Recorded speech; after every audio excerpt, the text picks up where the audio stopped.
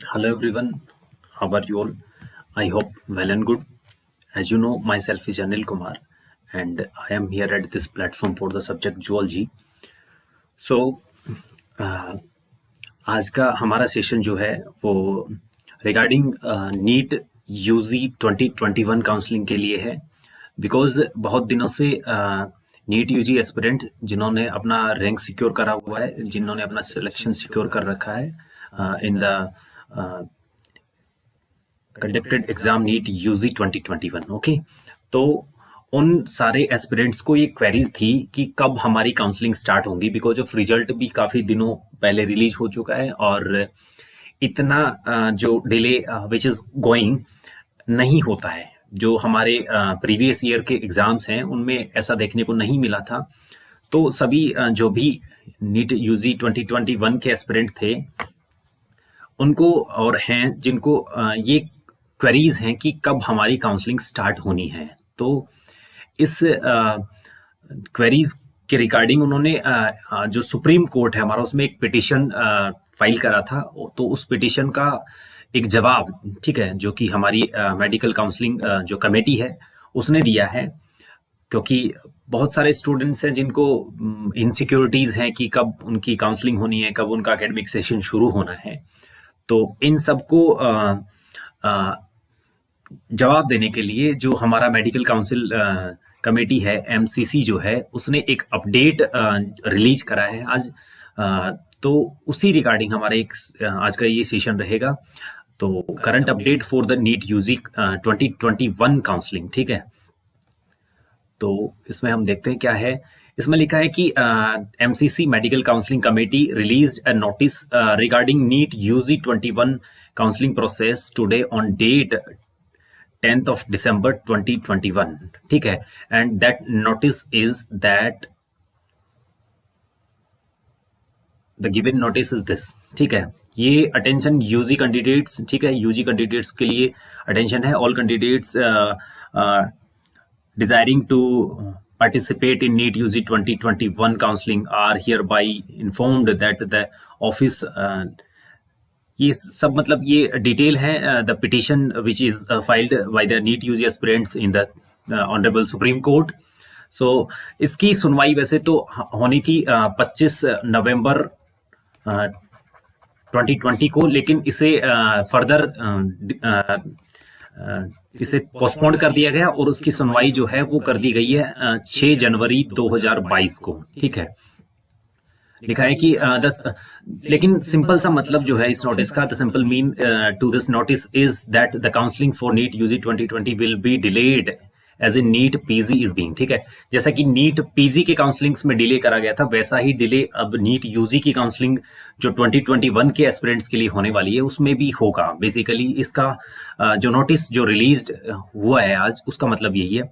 So counselling will be start after the next hearing conclusion by the honourable supreme court of India, ठीक है। जो भी hearing, next hearing जो है वो हमारी होने वाली है 6 ऑफ जैन 2022 को, ठीक है। तो इस हियरिंग का क्या कंक्लूजन रहता है, ठीक है, फाइनल कंक्लूजन ही डिसाइड करेगा कि कब हमारी काउंसलिंग स्टार्ट होनी है।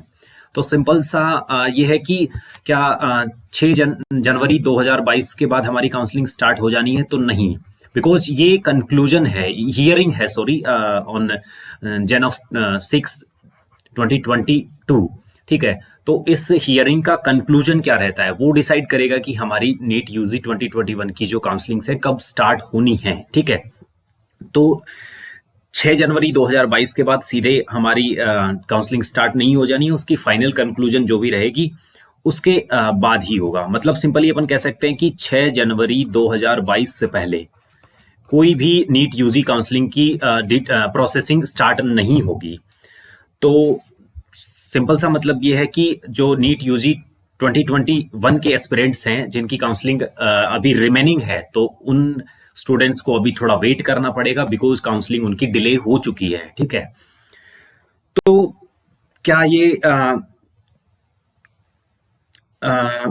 एकेडमिक सेशन को अफेक्ट करेगी? मतलब सिंपल सा ये है कि जो काउंसलिंग में डिले हुआ है वो डेफिनेटली एकेडमिक सेशन को अफेक्ट करेगा, बिकॉज उनका एकेडमिक सेशन जो है शिफ्ट हो जाना है, ठीक है।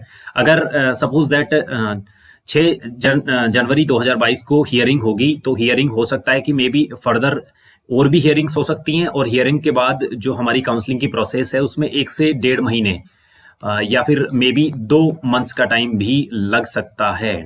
ठीक है, तो वी कैन से दैट मार्च या अप्रैल तक हमारा ये जो सेशन है वो स्टार्ट होने के चांसेस हैं। मे बी ये इससे लेट भी हो सकता है, ठीक है, इससे ज़्यादा भी डिले हो सकता है। तो जैसा कि कोविड-19 की सिचुएशन थी, वहाँ भी नियर अबाउट दिसंबर में जो सेशन जो था वो शुरू हो गया था, लेकिन अब तो उससे भी थोड़ी क्रिटिकल सिचुएशंस है, और स्टूडेंट्स के लिए बेसिक सा मतलब ये है कि उनकी चिंता का ये सब्जेक्ट हो सकता है, लेकिन उन्हें इतनी ज़्यादा स्ट्रेस नहीं रखनी है, क्योंकि कंक्लूजन जो है उनका जितना जल्दी हो सकता है उतना जल्दी आ पाएगा, बिकॉज सुप्रीम कोर्ट जो है वो स्टूडेंट्स के फेवर में ही डिसीजन लेता है। So don't worry about that, the supreme court what decision will take. Okay, तो अगर इतना डिले हो गया है, सिंपल सा मतलब ये है कि अगर सोचो जो हमारी नीट यूजी 2021 की जो काउंसलिंग है, सपोज दैट ये स्टार्ट होनी है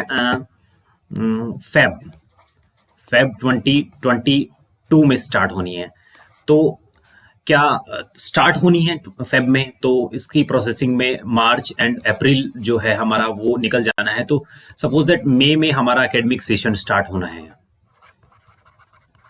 ठीक है, तो एकेडमिक सेशन जो स्टार्ट होगा हमारा मई में, तो इस time duration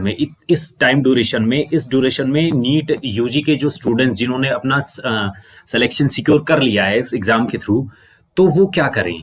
so they I think मेरे हिसाब से उन्हें अपना टाइम वेस्ट नहीं करना चाहिए। Time is very precious, so they have to start these studies. ठीक है, उन्हें ह्यूमन फिजियोलॉजी पढ़ लेनी चाहिए, वो शुरू कर देनी चाहिए, ह्यूमन एनाटमी शुरू कर देनी चाहिए, बायोकेमिस्ट्री शुरू कर देनी चाहिए for the first proof of the MBBS.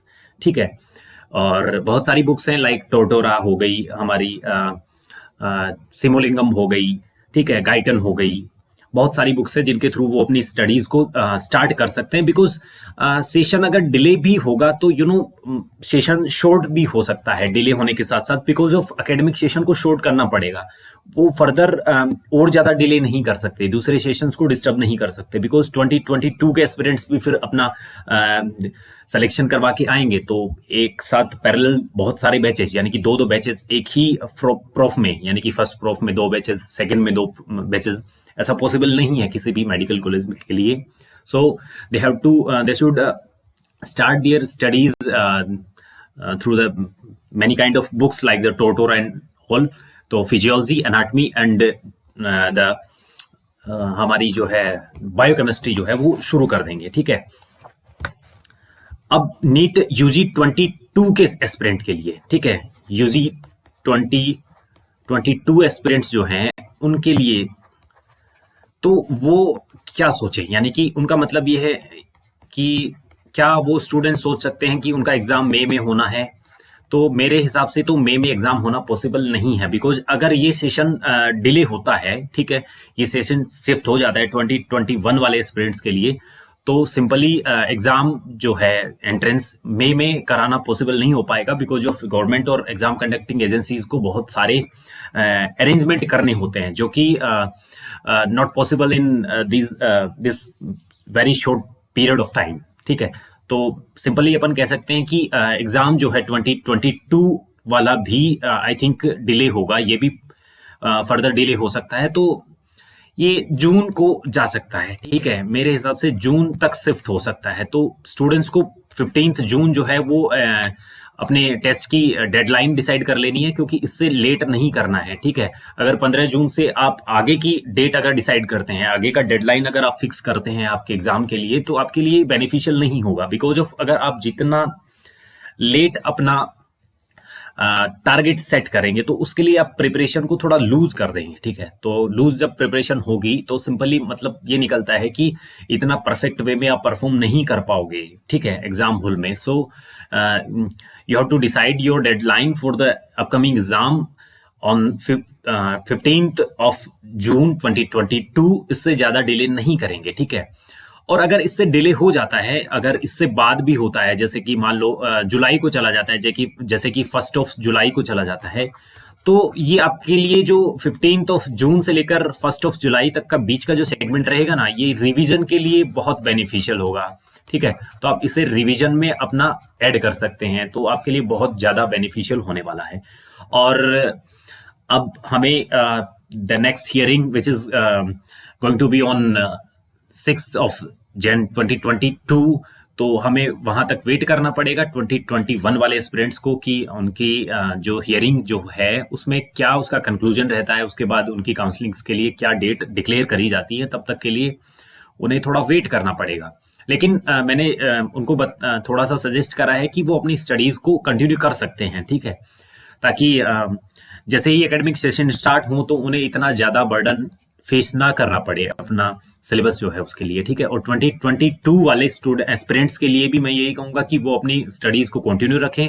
May be अगर ये सेशन शिफ्ट भी हो जाता है तो एग्ज़ाम मे बी मई में हो जाए, ठीक है, और मई में ना हो तो जून को चला जा सकता है, ठीक है, लेकिन जून से ज़्यादा डिले नहीं होगा, ठीक है, because exam conducting agencies are always in the favour of students. ठीक है, आपके वेलफेयर के लिए ही वो एजेंसीज काम कर रही हैं, so don't worry about that, because they will do in your favour as well are doing in our previous exam. Okay, so you have to be serious about your studies only, ठीक है, not about the decision for the counseling and etc. ठीक है, और मिलते हैं next session में।